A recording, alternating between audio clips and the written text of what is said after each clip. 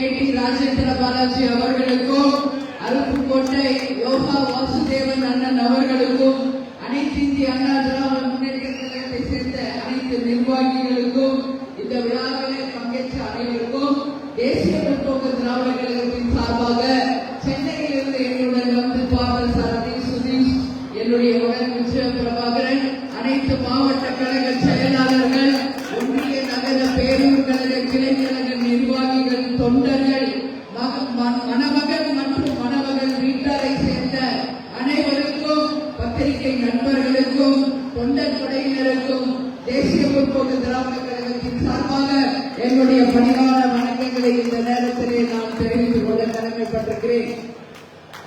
நமது ஷெரீப் அவர்களுடைய திருமண விழா அப்படிங்கிறது இது தேசிய முற்போக்கு திராவிட கழகத்தினுடைய குடும்ப விழா.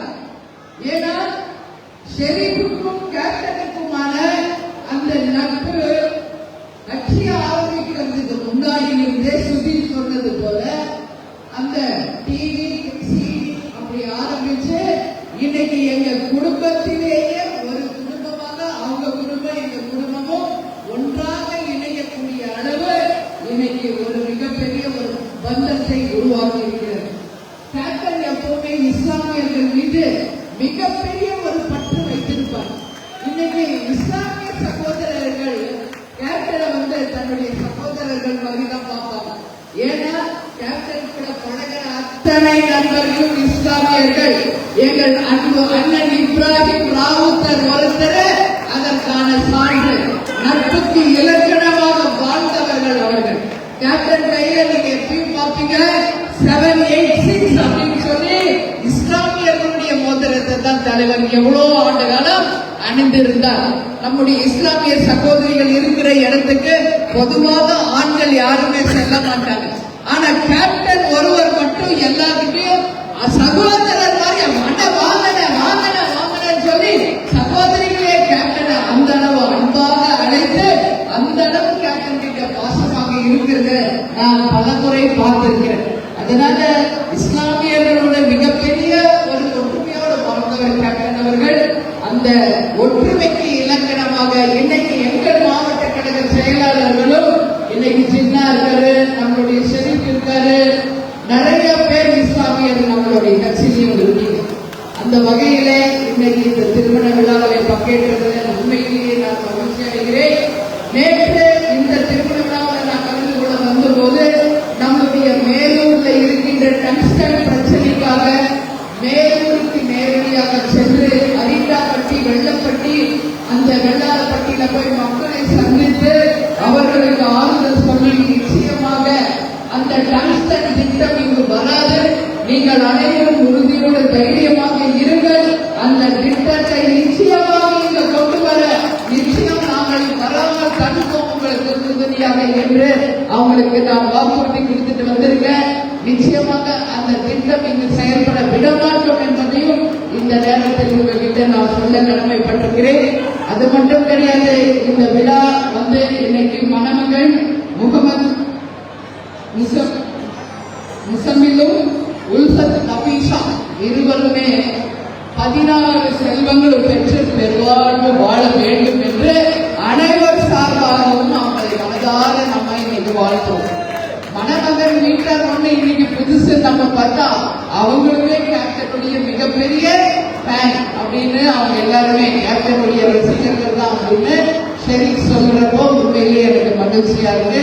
அதனால மணமக்கள் இருவரும் 16 செல்வங்கள் பெற்று ஒருவருக்கு ஒருவர் புரிதலோடு சீரும் சிறப்பாக 100 ஆண்டு காலம் வாழ வேண்டும் என்று அத்தனை பேர் சார்பாகவே அவங்க 2 பேருமே நான் வாழ்த்தேன். விஜய பிரபாகரன் இங்க இருக்காரு. அவர் விருதுநகர் பாராளுமன்ற தொகுதியில முதல் முறையாக தேர்தல் களத்திலே போட்டியிட்டார்.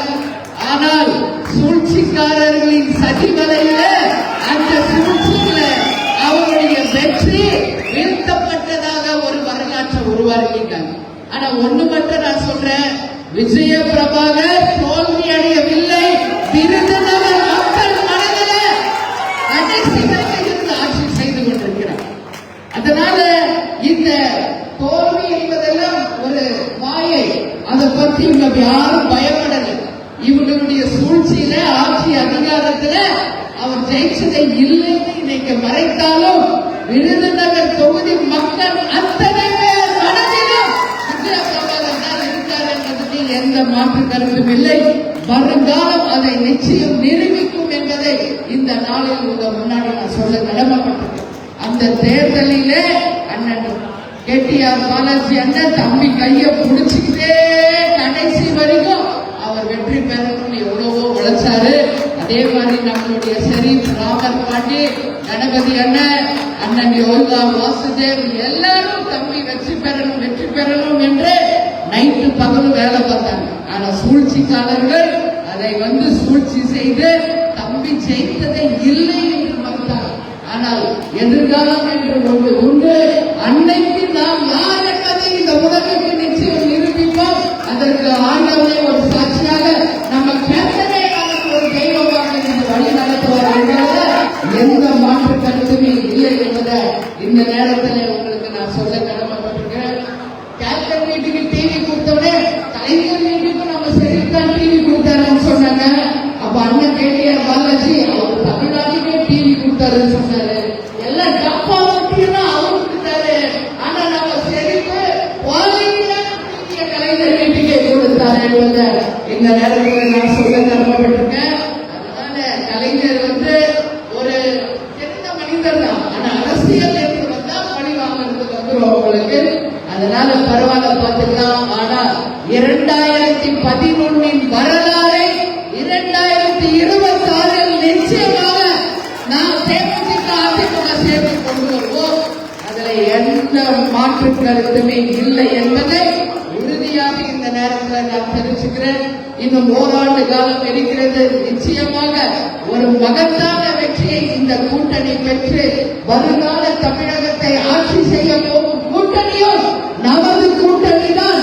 234 தொகுதிகளையும் வென்று நிச்சயமாக இன்னைக்கு அருப்புக்கோட்டையில் இருந்து நான் சொல்றேன், நம்மளுடைய கோட்டைக்கு இந்த கூட்டணி செல்வதற்கு இன்னும் வெகு நாள் இல்லை என்பதை நிச்சயம் வருகின்ற தேர்தலில் நிரூபிப்போம் அப்படின்னு சொல்லி இந்த மணமக்கள் எல்லா வளங்களும் பெற்று வாழணும் சொல்லி கூறி நம்ம தலைவர் எப்பொழுதும் சொல்வது போல தமிழன் என்று சொல்லடா தலை நிமிர்ந்து நில்லடா என்று கூறி உங்கள் அனைவருக்கும் விடைபெறுகிறேன். நன்றி, வணக்கம். துல்லியமாக தினசரி நடப்பு நிகழ்வுகளையும் கல்வி, விளையாட்டு, அரசியல், வாழ்க்கை முறை, மருத்துவம், தொழில்துறை, சினிமா, பொழுதுபோக்கு போன்ற பல்வேறு நிகழ்ச்சிகளையும் உடனுக்குடன் காண கேப்டன் டிவி மற்றும் கேப்டன் நியூஸ் சமூக வலைத்தள பக்கங்களோடு இணைந்திருங்கள். உங்கள் வணிகத்தை கேப்டன் டிவி மற்றும் கேப்டன் நியூஸில் விளம்பரத்தின் மூலம் மேம்படுத்த விருப்பமா? உடனே கீழே கொடுக்கப்படும் எண்ணிற்கு தொடர்பு கொள்ளுங்கள்.